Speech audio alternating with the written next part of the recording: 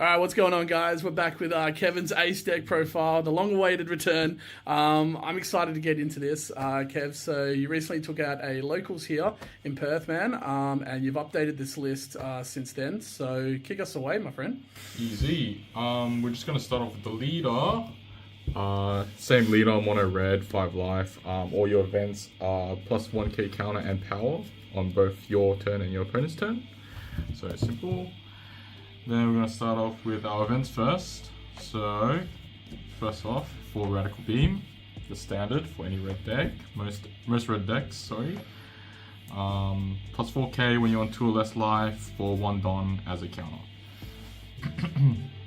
Next defensive counter we have is 3 Bad Manners Kicked. We do run a lot of bricks now compared to before. So ditching the 1 card for plus 3k is really good, and it catches opponents off by surprise because it costs no Don. It's free. Yeah, it's such a good card. Now, I can't remember before, man. Was this played in the last list or not? No, I didn't run as many bricks, yeah. But now awesome. I'm running a lot of bricks, so I need to convert them to counter. Awesome. Alright, so next we have 3 Jet Pistol. I only run 2 before, I'm pretty sure. But I've upped it up to 3 because a lot of people forgot about the trigger, so it's kind of handy, and it takes out a lot of cards like the Weevil in Dofi. So anything that's 6k or less, it KOs, and it combos well off with your 7 cost Ace and other cards in the deck that minus power as well. Next, I run only 2 Fire Fists. Just for the wide decks that we have in the meta, currently running around like Dofi mainly. But I combo this with like Otama to minus 2k off of their like Boa, and then KOing like Boa and Jinbei, or like any other combination of 5 and 4k power characters for the cost of just ditching 1 event from hand. It also has a pretty good trigger, almost like Jet Pistol, which is just 5k instead of 6k. When revealed off of life. Next, I run 2 Crossfires. I like this card. A lot of Ace lists don't run it, but I think it's good because like it can be used as a main effect and a counter effect, but it can only target characters. And what it does is it minuses 4k off of a character. So I use this in combination with like things like Jet Pistol or Fire Fist when I use it as a main effect to potentially remove them or attack into them. It's also handy as a counter effect because it's basically a Radical Beam for 2 Don. Next card we have is my favorite card in Ace deck, is Flame Emperor. So for 7 Don, I get to boost my leader by 3k and give it double attack, and I get to KO something with power of 8k or less. This doesn't kill Moria, unfortunately. I do need to minus the Moria with Otama or like Crossfire or something like that. But it can kill like things like A-Cost Kid and you know anything that's like 8k power that's pretty strong. Next card we have is just the Otama, 2k counter, standard minus 2k. Combos with some of the cards that I've shown. Next we run only 3 Ezo because I think I needed more space for events and other characters, and I think Ezo is just like it's like running the same like copy of any card in the deck. Basically that's Whitebeard Pirates. It's just like the extra copies, you know. So I didn't really need 4 because of deck space, so yeah. I reduced it down to 3.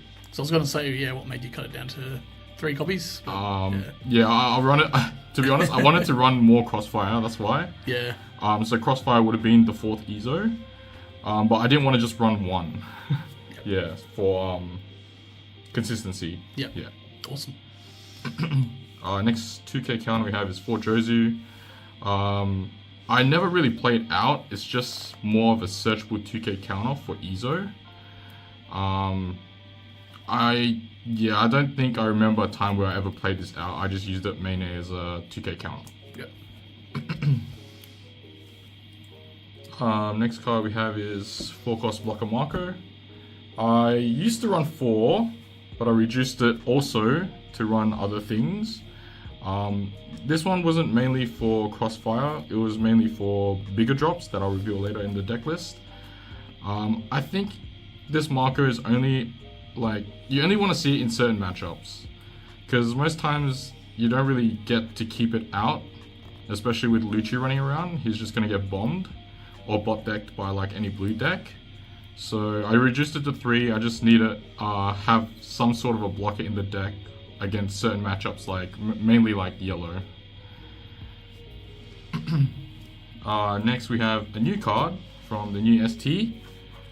We run 4 of the new 5-drop Ace. How do you feel this has been going in the deck, man? It's basically another Marco, but instead of KOing something that's 3k or less, it has Rush. So I can go for early pushes with this card, and it also is a bit sticky, as it can minus 2k off of its self when it's removed by an effect like KO, instead of Marco's ditching an event card, and he just stays on the field for one more time. I think it's good, but I really, sometimes when I have Marco and Ace, I really have to think about what I want to play out of the 2 on my 5-don turn. Whether it's I want the Rush or I need to remove something that's 3k or less. But I think this is a really good addition to the deck. Yep. Next is the Marco, so the other 5-drop. So on play it's just KO something 3k or less, 1k counter. Also another card that sticks on the board because of its effect to ditch an event card to come back to life from your trash. Yeah, I usually play this over the Ace if I don't need that Rush to swing into a unit, just because then they can't swing into this. Next we have 4 of the 7-cost Ace. I think this is probably like my favorite character, like card-wise in the deck, just against a lot of Dofis nowadays. Minuses 3k off of 2 units, and then I can swing into them freely, and usually they both die.